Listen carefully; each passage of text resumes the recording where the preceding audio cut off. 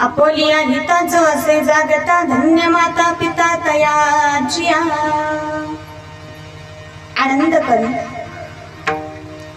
सच्चित आनंद घन परात्पर पूर्ण परब्रह्म प्रकाश भगवान परमात्मा आणि त्या भगवान परमात्म्याच्या कीर्तन रूपी सेवेसाठी कीर्तन जुगलबंदीतून समाज प्रबोधन करण्यासाठी समाजाची सुव्यवस्था राखण्यासाठी समाजातील अंधश्रद्धा निर्मूलन करण्यासाठी समाज व्यसनमुक्त घडवण्यासाठी समाज सुशिक्षित आणि सुसंस्कारित घडवण्यासाठी बेटी बचाओ बेटी पढाओ बेटी बचाओ बेटी पढाओ हा विचार समाजाच्या मनात रुजवण्यासाठी महिला सबलीकरण करण्यासाठी स्त्री पुरुष तुलनात्मक विचार समतोल करण्यासाठी स्त्री जन्माचे आनंदाने स्वागत स्त्री जन्माचे आनंदाने स्वागत आणि पुरुष जन्माचे ही सन्मानाने कौतुक करण्यासाठी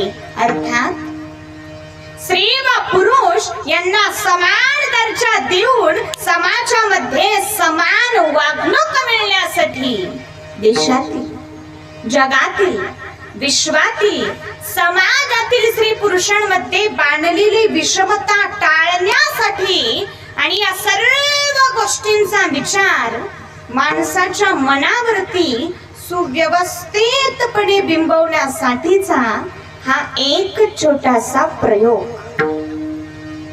कीर्तन जुगलबंदीचा हा एक सुंदरसा प्रयत्न समाज प्रबोधनाचा हा एक सुंदरसा प्रयत्न आणि या जुगलबंदी कीर्तन रूपी सेवेसाठी घेतलेला अभंग जगद्गुरु जगद्वंदनीय श्रीमंत संत वैराग्याचे महामेरू जगद्गुरु तुकोबाराय यांचा हा अभंग आहे. विठ्ठला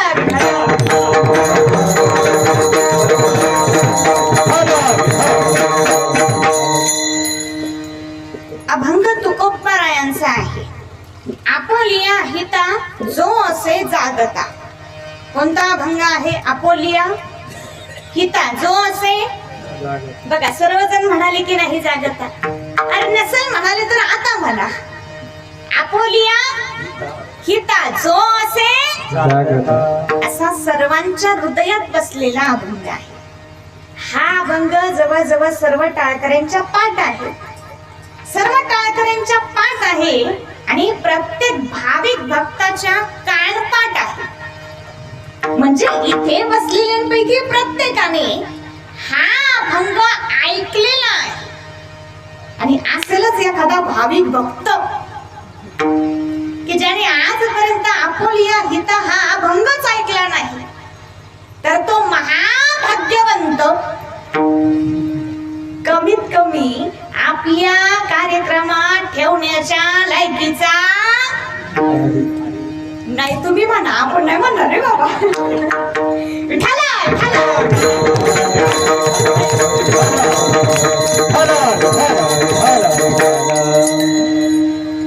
अर्थात अभंग तुकोबारायांचा आहे. प्रसंग पुण्यस्मरणा निमित्ताचा आहे. कैलासवासी सुंदरबाई लक्ष्मण पाटील मत्सागर यांचे प्रथम पुण्यस्मरण आहे. किती वय होतं? 60-65. मी किती सांगू? 63-65 वर्षांचे आयुष्य घेऊन आजी इहलोकात जन्माला आल्या. इहलोकाचे आयुष्य त्यांनी उपभोगले आणि 1 वर्षांपूर्वी इहलोकाचा त्यांनी निरोप घेतला. त्याच निरोपाला आपण देवाज्ञा म्हणतो. ही देवाज्ञा या आजींना 1 वर्षांपूर्वी झालेली आहे. त्यांच्या पाठीमागे त्यांचा सर्व परिवार आहे. अशोक लक्ष्मण पाटील मत्सागर मुलगा, नवनाथ लक्ष्मण पाटील मत्सागर मुलगा, त्याचप्रमाणे 2 नातू आहे. अनिकेत अशोक पाटील मत्सागर, महेश नवनाथ पाटील मत्सागर. 1 नात आहे शीतल नवनाथ पाटील मत्सागर. असा हा संपूर्ण मत्सागर परिवार आहे. आणि या परिवाराने आईच्या ऋणातून मुक्त होण्यासाठी, आईचा उद्धार होण्यासाठी या परिवाराने हा कार्यक्रम आयोजित केलेला आहे. या परिवाराने आईवरती फार प्रेम केलेले आहे. आईवरती त्यांचा फार जीव आहे. या परिवाराने एवढा सुंदर हा कार्यक्रम आयोजित केला, त्यांच्यासाठी एकदा जोरदार टाळ्या वाजवा. या जगात सर्वात मोठी कोण असेल तर ती आई आहे. एक जण म्हणाला आईपेक्षा पृथ्वी मोठी आहे ना. अरे भाई, पृथ्वी काहे की बड़ी, वो तो शेष के माथे पे खड़ी. तो कौन बड़ा? जोर से बोलिए, कौन बड़ा? शेष बड़ा. अरे भाई, शेष भी काहे का बड़ा? वो तो शंकर जी के गले में पड़ा. तो कौन बड़ा? शंकर. जोर से बोलिए, सब लोग बोलिए, कौन बड़ा? शंकर. अरे भाई, शंकर भी काहे का बड़ा? वो तो कैलाश पर्वत पे खड़ा. तो कौन बड़ा? कैलाश पर्वत. अरे भाई, कैलाश भी काहे का बड़ा? वो तो रावण ने एक हाथ से उखाड़ा. तो कौन बड़ा? रावण बड़ा. अरे भाई, रावण भी काहे का बड़ा? वो तो वाली के बगल में 9 दिन तक दड़ा. तो कौन बड़ा? वाली बड़ा. अरे भाई, वाली भी काहे का बड़ा? वो तो राम ने एक बाण से उड़ा. तो कौन बड़ा? राम बड़ा. अरे भाई, राम भी काहे का बड़ा? वो तो हनुमान जी के हृदय में लखन भैया सहित सीता मैया सहित खड़ा. तो कौन बड़ा? हनुमान बड़ा. अरे भाई, हनुमान भी काहे का बड़ा? वो तो मां अंजनी के गोद में 9 महीने 9 दिन तक दड़ा. तो कौन बड़ी? अंजनी माता. कौन बड़ी? अंजनी माता. मां बड़ी, सबसे मां बड़ी. सबसे बड़ी है मां जग में, सबसे बड़ी है मां. सबसे बड़ी है मां जग में, सबसे बड़ी है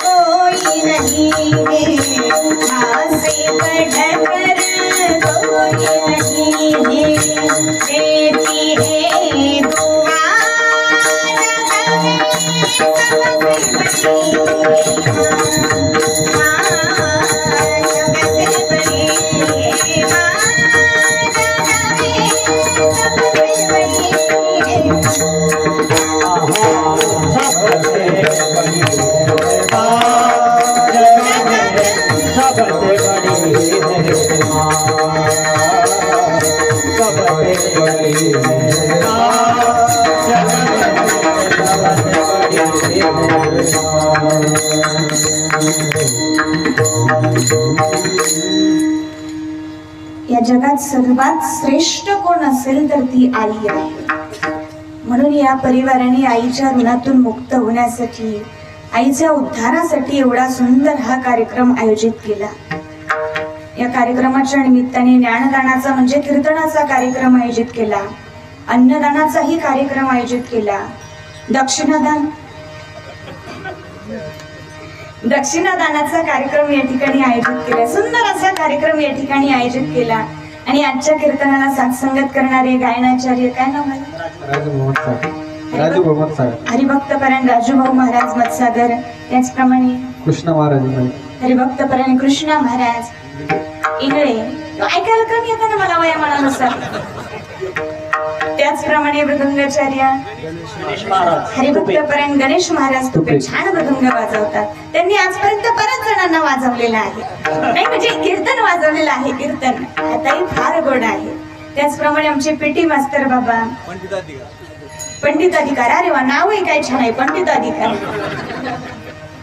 त्याचप्रमाणे सर्वच टाळकरी मंडळी, आमच्या महिला टाळकरी मंडळी, त्याचप्रमाणे शुभम मंडप साऊंड सर्व्हिस, सुंदर सिस्टीम आहे. मला वाटतं सिस्टीम साठी एकदा जोरदार टाळ्या वाजवा. त्याचप्रमाणे आमचे शूटिंग वाले दादा, त्याचप्रमाणे जमलेले सर्व पाहुणे मंडळी, आप्तेष्ट मंडळी, ग्रामस्थ मंडळी, सुरेगावून आलेले आमचे चव्हाण मामा, सर्वांना वंदन. सेवेला प्रारंभ.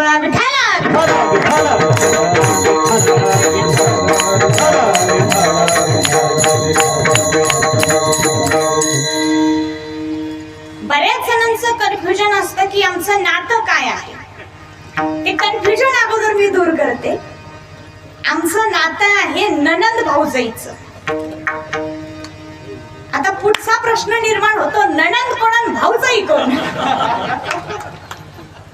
मी ननंद आहे, या भाऊजाई आहे आणि आम्ही सख्या ननंद भाऊजाई आहोत. आणि आपल्या आजच्या कीर्तनाचा विषय आहे मुलगी श्रेष्ठ की मुलगा श्रेष्ठ. कोणता विषय आहे? अरे देवा, काय आवाज आला रे. अरे अरे अरे अरे, लई मेल्यासारखा आवाज आला. थोडस मोठ्या आवाजात सांगा. कोणता विषय आहे? मुलगा श्रेष्ठ का मुलगी श्रेष्ठ. आणि आपला विषय आहे मुलगी श्रेष्ठ. आपला विषय काय आहे? बचत गट. आपला आपला विषय काय आहे? सर्वजणी बोला मोठ्याने. आपला विषय काय आहे? आणि हे आपण प्रमाणानिशी उदाहरणासहित पटवून देऊ की मुलगीच श्रेष्ठ आहे, मुलगीच श्रेष्ठ आहे.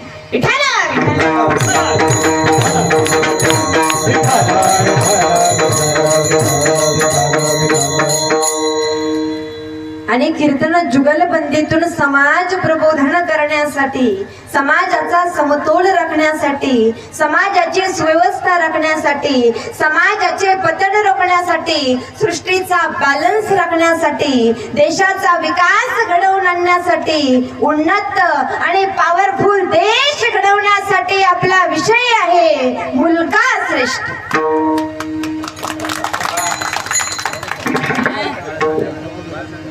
पुरुष मंडळ,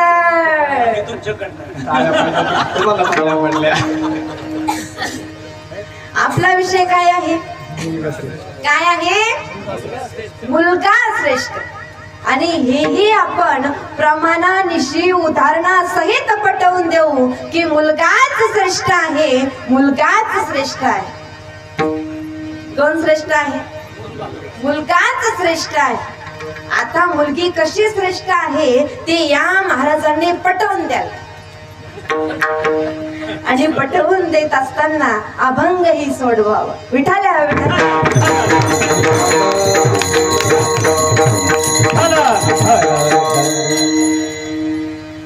रामकृष्ण हरी. सर्वांनी रामकृष्ण हरी म्हणा. हरी रामकृष्ण हरी. रामकृष्ण हरी. मुलगा श्रेष्ठ का मुलगी श्रेष्ठ या विषयाचे चिंतन पाहण्यासाठी आपण जो अभंग या ठिकाणी घेतलेला आहे तो अभंग जगद्गुरु तुकोबाराय यांचा आहे. तुकोबाराय या अभंगातून सांगतात की जे स्वतःच्या हिताला जागे आहे त्यांचे माता पिता धन्य आहे. ज्या घरामध्ये सात्विक मुलं मुली आहे त्यांचा देवालाही आनंद वाटतो. आता सात्विक मुलं मुली कोण बरं? तर जे गीता भागवत श्रवण करतात ते.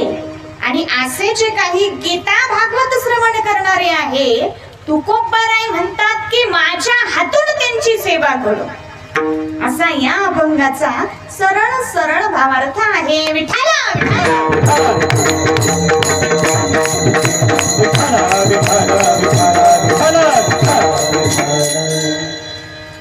एकंदरीत या अभंगातून तुकोबाराय मुलीला अगोदर प्राधान्य देतात, मुलीला अगोदर स्थान देतात.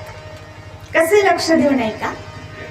आपोलिया हिता जो असे जागता धन्य धन्य माता पिता तयाचिया. माता अगोदर, माता अगोदर मग पिता. कुळी कन्या पुत्र, कन्या अगोदर, कन्या अगोदर मग पुत्र. गीता भागवत करीते श्रवण, गीता अगोदर. आणि गीता स्त्रीलिंगी आहे. गीता अगोदर मग भागवत. आणि या गीता रूपी मुलीचा जन्म महाभारत रूपी ग्रहस्थ आश्रमाच्या माध्यमातून झालेला आहे. आणि या गीता रूपी मुलीने अर्जुन रूपी समाजाचे कल्याण केलेले आहे. पण ती गीता आमच्यापैकी बऱ्याच जणांना अजूनही कळायला तयार नाही. हो, गीता कळायला तयार नाही म्हणून तर माणसाच्या जीवनातील दुःख जायला तयार नाही. काही काहींना तर काहीच कळत नाही, अजिबातच अक्कल नसती. एकट्या विटीनं दगड फोडीत होता. वीट भिंत बांधायची, वीट घेतली विट आणि लागला दगड फोडायला. आता विटीनं कुठं दगड फुटत असतो का? दुसरा एकानं पाहिलं, काय रे काय करतो? दगड फोडितो. अरे गाढवा, इटीनं कुठं दगड फुटत असतो बाय? डोकं वापर, डोकं. मग त्याने वीट फेकून दिली, डोकं वापरलं. त्याने डोक्यानेच दगड फोडायला सुरुवात केली. त्याचा परिणाम झाला उलटा. तो दगड फुटण्याऐवजी डोकंच फुटलं. गेला दवाखान्यात. डॉक्टरांनी विचारलं, काय रे डोकं कसं काय फुटलं? मग याने सगळं सांगितलं. डॉक्टर म्हणाले, अरे मूर्खा बावळटा बिनकलीच्या कांद्या, अरे कधी कधी डोक्याचाही वापर करावा. म्हणाला, डॉक्टर साहेब डोक्याचा वापर केला म्हणून तो डोकं फुटलं. आता आयुष्यात डोक्याचा वापर करणार नाही. बघा हा डोकेबाज. विठ्ठला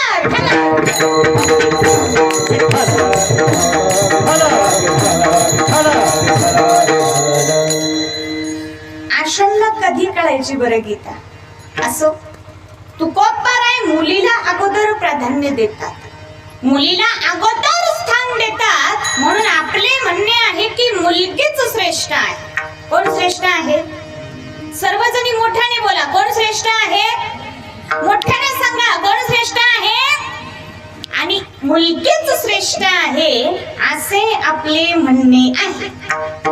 आता यावर हे महाराष्ट्रातील सुप्रसिद्ध कीर्तनकार, टीव्ही स्टार कीर्तनकार शिवानीताई महाराज चाळक यांचे काय म्हणणे आहे ते आपण पाहू. विठ्ठला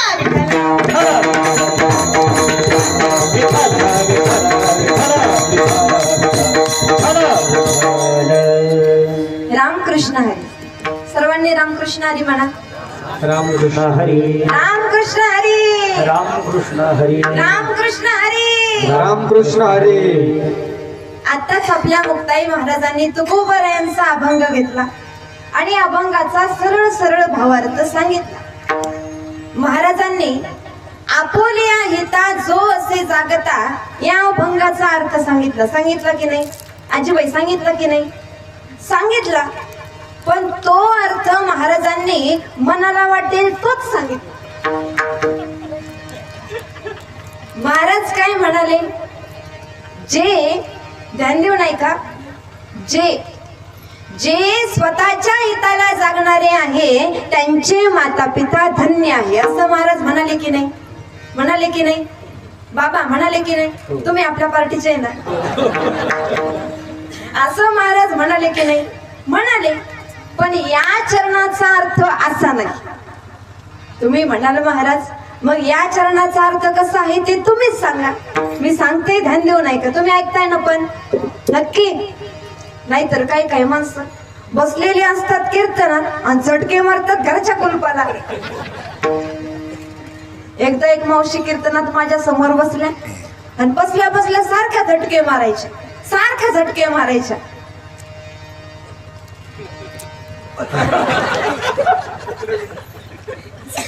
मी म्हटलं, मावशी शेळी बांधायची विसरले का?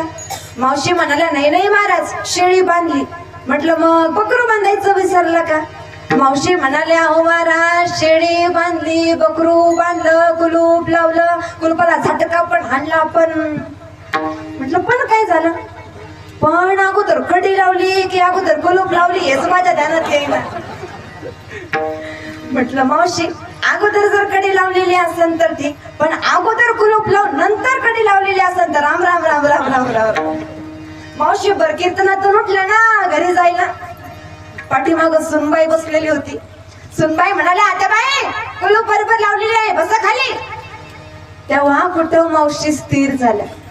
आता मला सांगा, असं कुठं श्रवण असतं का? असतं का? मग श्रवण कसं असावं? तुकोबराय म्हणतात असं श्रवण असावं की त्या श्रवणाने आपल्या ठिकाणचे भेदाभेद नष्ट होऊन गेले पाहिजे, असं माणसाने ऐकावं. असं तुम्ही ऐकताय ना? पण नक्की. तर मग ऐका. आपोलिया हिता जो असे जागत, म्हणजे जे नाही,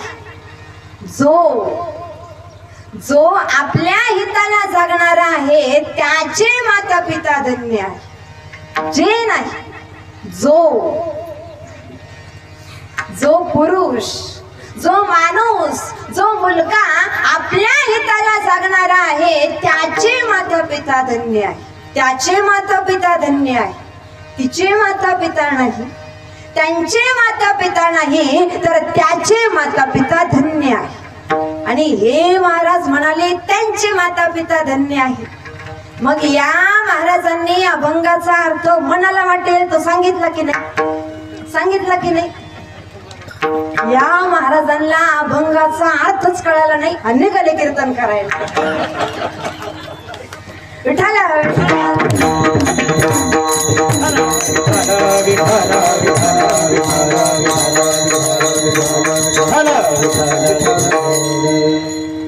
तुकोबरायांनी नंतरच्या चरणामध्ये स्त्रीला प्राधान्य दिलेली आहे, ही गोष्ट खरी आहे. पण सुरुवात करताना बाकी पुरुषाला धन्यता देऊन केलेली आहे. कारण तुकोबरायांच्या समोर जे स्वतःच्या हिताला जागलेले आहे त्यांची यादीच चालली असावी. कोणती यादी? संत ज्ञानेश्वर महाराज स्वतःच्या हिताला जागलेले आहे त्यांचे माता पिता धन्य आहे. संत नामदेव महाराज स्वतःच्या हिताला जागलेले आहे त्यांचे माता पिता धन्य आहे. संत गोरोबा काका स्वतःच्या हिताला जागलेले आहे त्यांचे माता पिता धन्य आहे. बळीराजा स्वतःच्या हिताला जागा होता, इतका जागा होता की बळीराजाच्या गुरुने म्हणजेच शुक्राचार्यांनी सांगितले, बळीराजा 3 पावले भूमी दान देऊ नकोस. तुझ्या पुढे प्रत्यक्ष भगवान विष्णू वामन बनून आलेला आहे, 3 पावले भूमी दान देऊ नकोस. तरीही बळीने गुरुचे ऐकले नाही आणि भगवंताला 3 पावले भूमी दान दिलेच. पुढचे चरित्र माझ्यापेक्षा तुम्हाला चांगली माहिती आहे. आणि मग बळीची माता म्हणाल, बळीराजाच्या मातेचे उद्गार आहेत, भली हुई सती नहीं गई विरोचन के साथ, भली हुई सती नहीं गई विरोचन के साथ, ऐसा पुत्र पैदा किया, अरे ऐसा पुत्र पैदा किया कि प्रभु पसारे हाथ. याला म्हणावं स्वतःच्या हिताला जागणार. अरे कुणाला म्हणावं स्वतःच्या हिताला जागणारा? आंधळ्या माता पित्याने इच्छा प्रगट केली, बाळ अरे काशीला जावं वाटतं. कोण होता तो बाळ?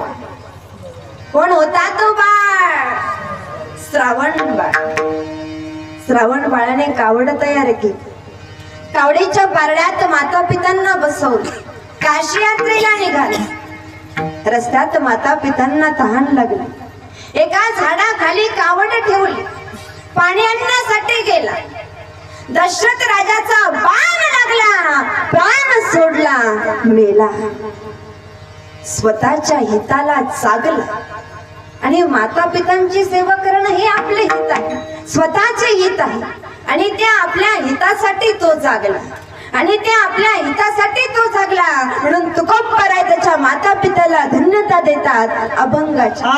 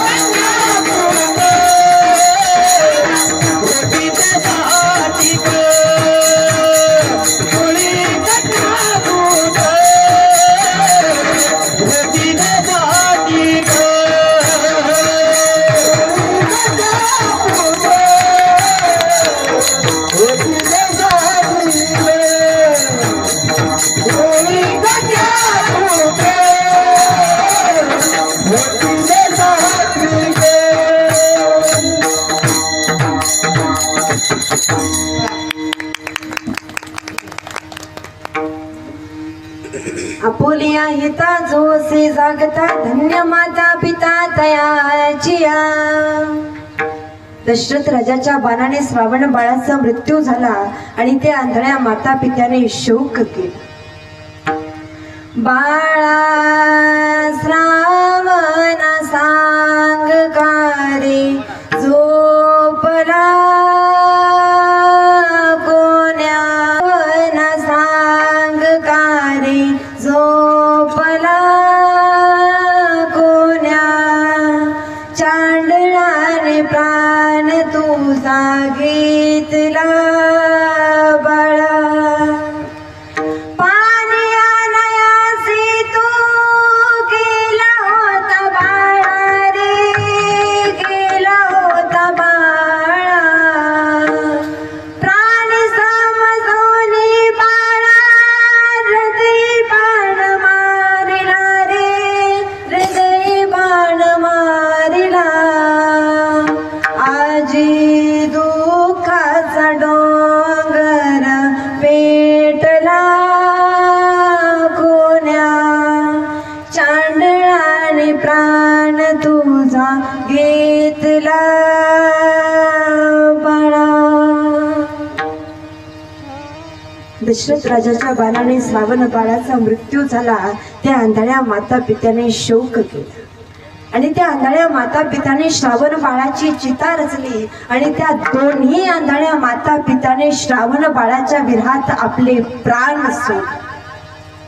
आपले प्राण सोडले. मुलांसाठी आईबापाने प्राण सोडले. मुलांसाठी आईबापाने प्राण सोडले. मग मला आता सांगा, जी सून म्हणजेच मुलगी सासू सासऱ्यांना वृद्धाश्रमात पाठवते, सासू सासऱ्यांना वृद्धाश्रमात पाठवते, ती सून म्हणजेच मुलगी श्रेष्ठ की ज्या मुलासाठी आईबापाने प्राण सोडावे. ज्या मुलांसाठी आईबापाने प्राण सोडावे तो मुलगा श्रेष्ठ. कोण श्रेष्ठ ऐकलं का महाराज? कोण श्रेष्ठ आहे? कोण महान आहे? मुलगाच श्रेष्ठ आहे असे आपले म्हणणे आहे. आता यावर हे महाराष्ट्रातील सुप्रसिद्ध कीर्तनकार, टीव्ही स्टार कीर्तनकार मुक्ताई महाराज चाणक यांचे काय म्हणणे आहे ते आपण पाहू. विठ्ठला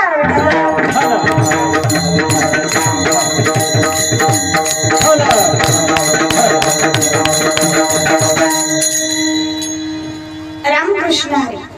सर्वांनी रामकृष्ण हरी म्हणा. रामकृष्ण हरी. रामकृष्ण हरी. रामकृष्ण हरी. आत्ताच आपल्या महाराजांनी आरडून ओरडून हसा ताडून धिंगाणा घालून बरोबर पटवून दिले की मुलगाच श्रेष्ठ आहे. ते पटवून देत असताना महाराजांनी संतांची नावाची यादीच सांगितली. ज्ञानोबाराय, नामदेव महाराज, गोरोबा काका, श्रावण बाळ, बळीराजा यादीच सांगितली. पण जनाबाई, सखूबाई, मुक्ताबाई, मीराबाई, कान्होपात्रा ही नावं यांना का आठवली नाहीत? मग या यादीच्या वेळेस यांच्या डोक्याचे काय खोके झाले होते का? पण नाही, सत्य स्वीकारायचंच नाही ही यांची वाईट सवय आहे. आणि वाईट सवयीवरून काय होतं एक उदाहरण सांगते. अगोदर टाळी वाजवून भजन करा विठ्ठला.